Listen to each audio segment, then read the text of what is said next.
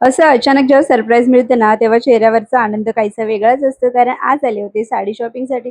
तर कोणती साडी घेतली ते तुम्हाला पुढे व्हिडिओमध्ये कळेलच. पण त्याआधी तुम्हाला सकाळचं रुटीन दाखवते.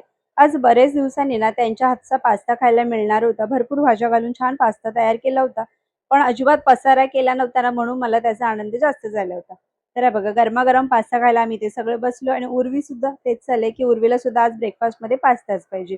तर तिला सुद्धा पास्ता बनवला आणि तिला भरपूर आवडला. मग आम्ही जसं खातोय ना, तसं तिचं खायचा प्रयत्न चालू असतं. आता कसं आम्ही आम्ही जसं करू ना, ते तिचं सगळं फॉलो करण्याचा प्रयत्न करते. मग ती सुद्धा फोकमधून पास्ता घेते आणि खाण्याचा असा प्रयत्न करत होती.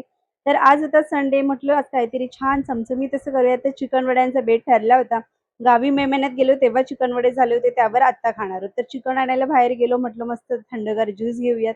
तर मी मोसंबी आणि त्यांनी पायनॅपल असं आम्ही दोघांनी ज्यूस एन्जॉय केला आणि सोबत उर्वीने सुद्धा. जाता-जाता हे तुम्हाला मंदिर दाखवते. बालाजीचं मंदिर आहे आणि कलर केल्यावर आता खूपच सुंदर दिसतंय. तर इकडे चिकन माझं बनवून झालं. म्हटलं आज सोलकढी सुद्धा बनवूयात.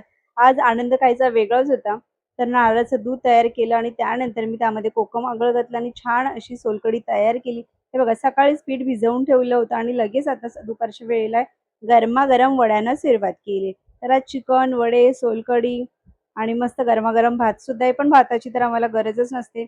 जेव्हा वडे असतात ना, त्यावेळेस त्यांना भात जातच नाही. फक्त वडे आणि चिकन असंच खायचं असतं.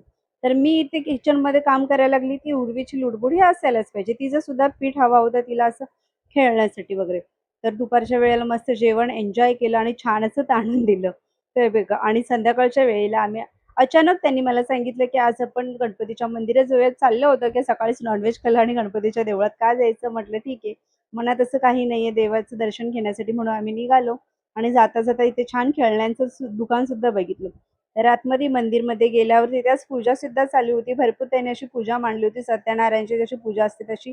त्यानंतर आम्ही उर्वीला खेळवण्यासाठी थोडं असं बाहेर गेलो गार्डनमध्ये आणि तिथे टॉय ट्रेन दिसल्यावर ना उर्वीचं सारखं चाललं होतं, की तिला ट्रेनमध्ये बसायचंय. म्हणून तिकीट काढून आणली आणि जेव्हा तिचा नंबर आला तेव्हा ती इतकी रडायला लागली.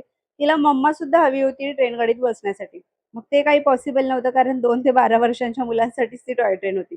मग त्यानंतर साईडला स्लाईड, झोका, बरंच काय-काय ॲक्टिव्हिटी गेम्स होते. तिथे एन्जॉय केले. त्यानंतर त्यांचे दोघांचे फोटोज वगैरे काढले. तिचं थोडं रडणं थांबलं आणि मग आम्ही गेलो साडी खरेदी करण्यासाठी.